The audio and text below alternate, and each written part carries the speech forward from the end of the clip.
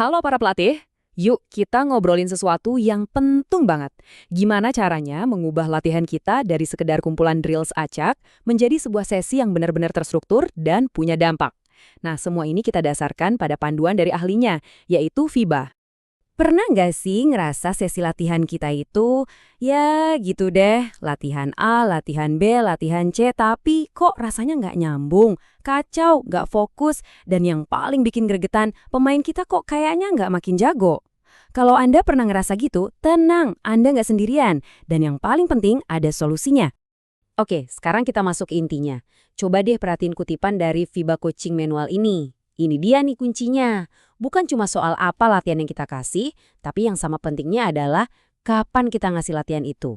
Ini bukan sekedar detail kecil loh, ini perubahan mindset total yang bakal ngubah cara kita merancang sesi latihan. Terus gimana cara terapinya? Jawabannya adalah kita butuh blueprint atau cetak biru yang jelas. Jadi solusi buat latihan yang berantakan itu adalah dengan punya rencana 3 tahap yang terstruktur. Bayangin deh kita ini kayak lagi nulis cerita yang bisa ngatur energi dan fokus pemain dari awal sampai akhir. Strukturnya simpel banget tapi kuat.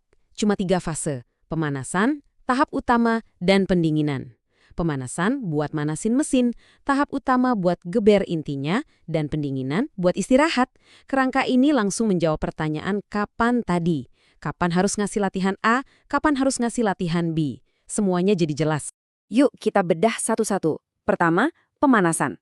Tujuannya simpel, siapin badan dan pikiran pemain. Kita mulai dari yang gampang dulu, kayak lari-lari kecil, peregangan, terus pelan-pelan kita naikin intensitasnya. Mulai masukin latihan-latihan ringan pakai bola, biar mereka mulai nyetel. Lanjut, tahap utama. Nah, ini dia jantung dari sesi latihan kita. Disinilah kita hajar materi utama.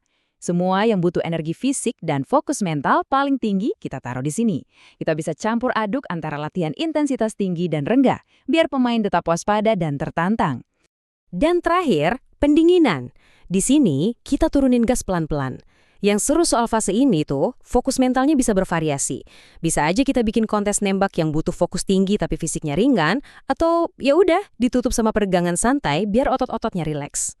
Oke, tadi kita udah bahas soal kapannya, yaitu blueprint 3 tahap itu. Sekarang kita ngomongin apanya. Anggap aja ini kayak bahan bangunannya. Menurut FIBA, setiap latihan yang kita kasih itu harus punya 1 dari 4 tujuan spesifik ini. Nggak boleh asal. Yang pertama, pembelajaran. Ini jelas ya tujuannya. Buat ngenalin atau ngasah skill baru. Bisa soal teknis kayak cara passing atau dribble yang benar, atau bisa juga soal taktik, contohnya strategi 1 lawan 1. Kedua, repetisi. Ini bukan lagi soal belajar hal baru, tapi ngelancarin skill yang udah mereka bisa, biar nempel di kepala dan di otot. Nah, poin pentingnya di sini adalah latihannya harus dibikin mirip situasi game. Jangan cuma nembak di tempat kosong. Coba deh nembak sambil ada yang jaga, biar mereka terbiasa. Ketiga, paparan atau exposure. Di sini, kita sengaja ciptain kekacauan terkendali, kayak di pertandingan beneran. Tujuannya, biar pemain terbiasa sama tekanan dan kecepatan game. Jadi pas nanti di pertandingan genting, mereka nggak panik.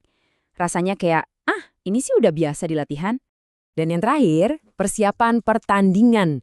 Nah, ini spesifik banget. Latihannya itu didesain khusus buat ngadepin 1 lawan tertentu. Misalnya lawan kita jago zone defense, ya kita latih cara nembus zone defense. Ini soal PR kita buat pertandingan selanjutnya. Oke, kita udah punya blueprintnya, kita juga udah punya bahan bangunannya. Sekarang, gimana cara gabunginnya biar pas? Jawabannya, tergantung umur pemain yang kita latih. Beda umur, beda cara pendekatannya. Lihat deh tabel ini. Ini ngebantu banget. Buat anak-anak umur 12 tahun ke bawah, ya fokusnya di pembelajaran aja dulu, fundamental. Naik ke umur 13-14, kita mulai banyakin pembelajaran sama repetisi. Bolehlah dikasih sedikit paparan, tapi yang santai aja. Nah, baru pas mereka umur 15-18, kita bisa mulai campur aduk ke 4 jenis latihan tadi secara seimbang. Nah, ini ada tips G2. Penting banget dicatat. Menurut FIBA, latihan tipe pembelajaran kan itu yang paling nguras otak tuh, paling baik ditaruh di awal sesi latihan. Atau pas banget setelah mereka istirahat. Kenapa? Karena disitulah fokus mental mereka lagi di puncak-puncaknya. Jadi materi baru lebih gampang masuk. Jadi intinya apa sih dari semua ini? Intinya adalah perubahan mindset. Kita harus berhenti jadi mandor latihan yang cuma teriak-teriak ngasih instruksi. Sebaliknya, kita harus jadi arsitek latihan. Seseorang yang merancang sesi latihan dengan penuh pemikiran dan tujuan yang jelas di setiap detiknya. Oke, kita rangkum cepat ya. Ingat, ada 4 pilar utama buat jadi arsitek latihan yang hebat. 1. Rencanakan latihan dalam 3 tahap. 2. Setiap latihan harus punya 1 dari 4 tujuan yang jelas, belajar, repetisi, paparan, atau persiapan game. 3. Selalu sesuaikan campurannya dengan umur pemain. Dan 4, yang paling penting, bikin semuanya tetap simpel, jelas, dan singkat. Nah, sekarang bolanya ada di tangan Anda.